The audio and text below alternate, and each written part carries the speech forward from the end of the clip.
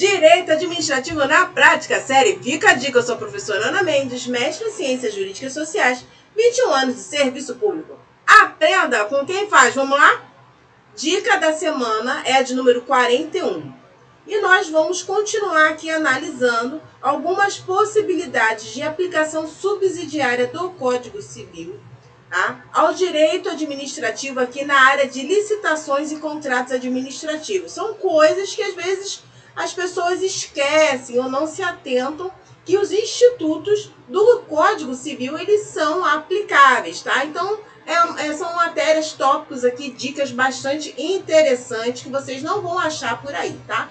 Mas antes de seguir para a introdução da dica, eu peço que os senhores se inscrevam aqui no canal, tá? Deixe o seu like no final se gostar, ativa o sininho para saber toda vez que sair uma nova dica e não deixe de seguir as nossas redes sociais, tá? O Instagram tá aí no descritivo. Bom, vamos lá. Onerosidade excessiva do Código Civil. Se aplica nos contratos administrativos? E aí? Bom, vamos falar aqui da resolução por onerosidade excessiva, tá? Então, nós já vimos aqui, né, por diversas vezes, que a teoria geral dos contratos, que está prevista no direito civil, ela é aplicável subsidiariamente aos contratos administrativos, tá? Nós temos isso consagrado no artigo 54 da Lei 866 e também no artigo 89 da nova Lei 14.133. Tá? Então, eu venho destacar aqui um instituto do direito civil que também é aplicável, por força desses dispositivos, aos contratos administrativos, que é a resolução contratual por onerosidade excessiva. Tá? Então, vamos lá. Inicialmente, eu gostaria de destacar qual é o significado da palavra resolução. Né? Então, vamos lá. Resolução, trouxe aqui um conceito. Ele indica a dissolução do contrato por causa posterior à sua formação, tá? Especialmente nos casos de impossibilidade de execução. Então, nós vamos resolver o contrato, nós vamos desfazer o contrato, ele vai deixar de existir. Ocorre algum fato após essa celebração do contrato que vai justificar o seu desfazimento, a sua dissolução, tá ok? No caso aqui, nós vamos tratar então de uma hipótese de dissolução de contrato provocada por onerosidade excessiva que sobrevém, né, que surge aí durante o transcorrer da execução do seu contrato, tá ok? Vejam aqui que é importante essa questão de explicar o significado da palavra, porque ela vai aparecer várias vezes. Nós já vimos aqui a condição resolutiva, nós vimos aqui a cláusula resolutiva, tá? Então, essa palavra, vira e mexe, ela é utilizada e às vezes as pessoas não entendem, né? Eu preciso fazer um termo de rescisão se o meu contrato tem uma condição resolutiva lá na cláusula do prazo, depois que eu notifiquei e fez toda a transferência de um contrato para o outro, eu preciso assinar um termo de rescisão? Não precisa, porque a cláusula operou os seus efeitos e aí ela não existe mais. O nome resolução é justamente isso. É uma dissolução do contrato. Não tem sentido você aplicar essa cláusula e em seguida você fazer um termo de rescisão para dissolver uma coisa que não existe mais devido à ocorrência dessa condição, tá? Mas foi só uma explicação aqui sobre o nome. Vamos continuar aqui. Resolução por onerosidade excessiva. O que nós estamos falando? Fatos vão acontecer e aí vai haver um desequilíbrio entre prestação e contraprestação no contrato, tá? De uma forma excessiva, a ponto de comprometer a condição, a capacidade das partes de executarem aquilo que foi acordado, tá? Então, vamos lá.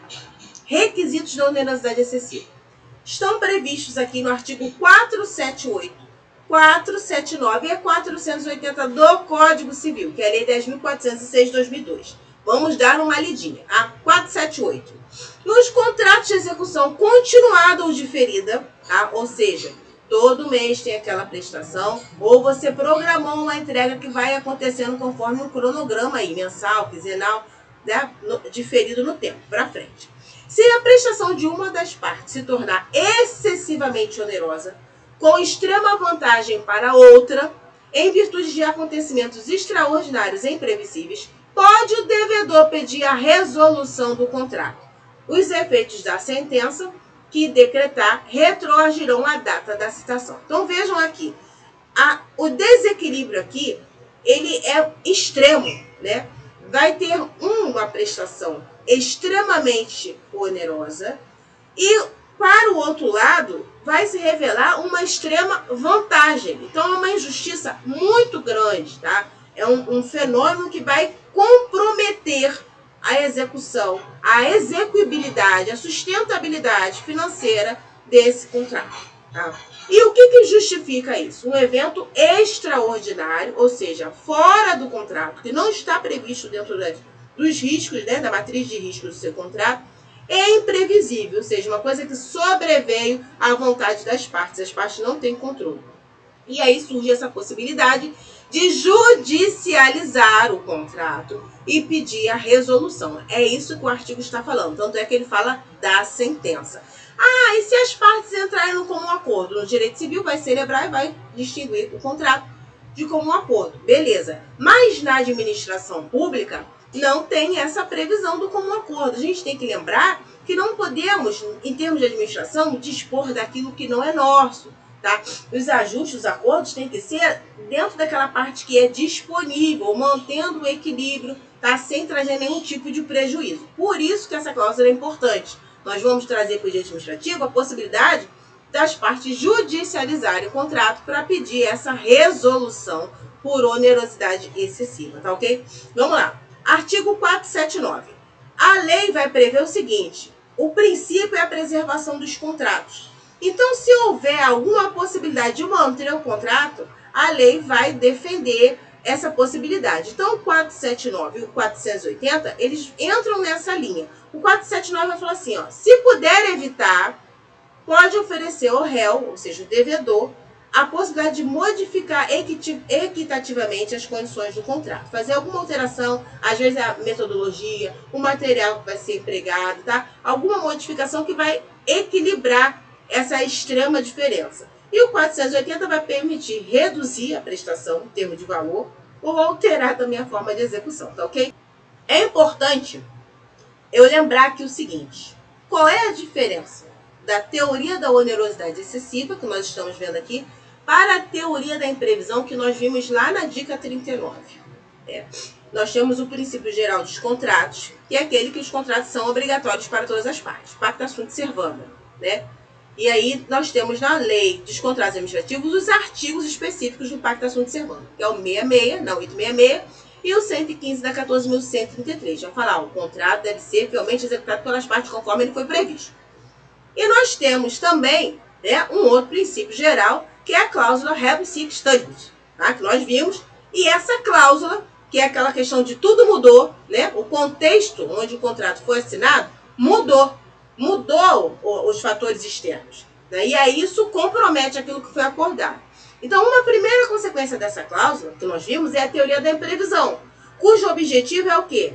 Revisar os preços, para manter o equilíbrio entre prestação e contraprestação, tá? Então, existe um desnivelamento, mas é possível corrigir. O objetivo da teoria da imprevisão é revisão de preço, tá? Aqui é uma segunda consequência. Aqui, a mudança no cenário ela foi tão extrema, ela desequilibrou tanto que ficou uma extrema vantagem para um lado, um extremo ônus para o outro. E não há condição de executar esse contrato dessa forma. Então, o objetivo da teoria da onerosidade excessiva é a resolução do contrato, tá?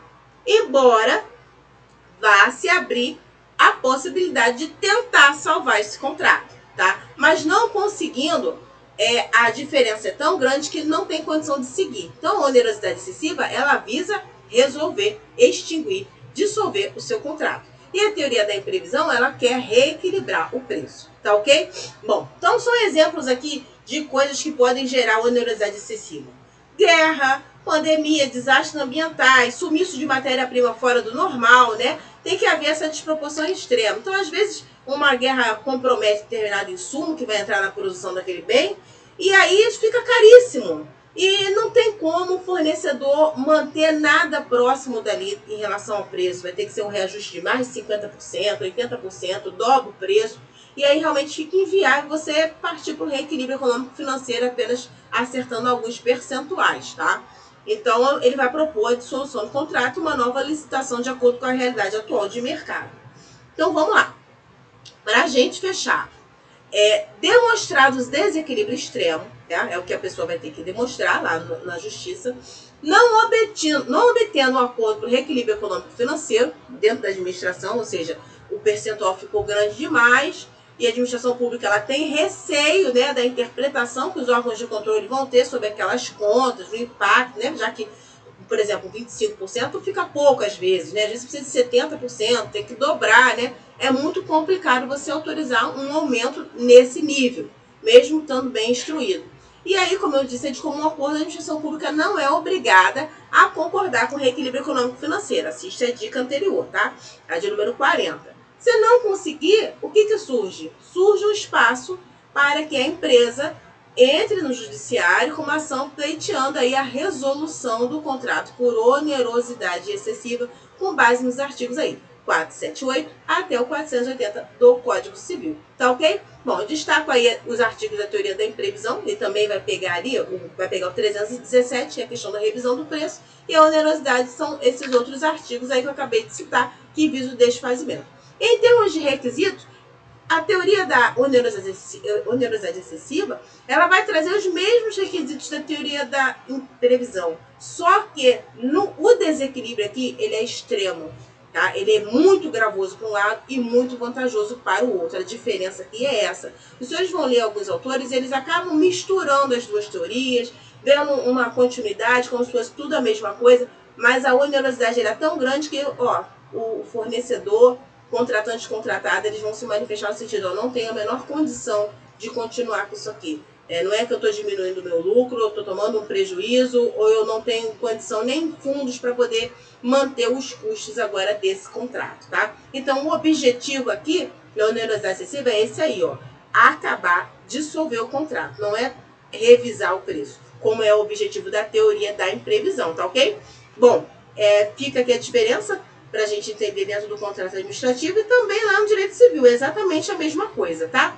Essa foi a nossa dica, ela é diferente, ela aparece às vezes no dia a dia, ela identifica a importância de você dar a devida atenção aos pedidos de reequilíbrio econômico-financeiro, porque não conseguindo esse acordo, a administração corre o risco de perder o contrato. Tá? E não necessariamente uma nova licitação vai ser mais vantajosa, já que a pesquisa vai vir levantando os preços praticados atualmente, tá bom, gente?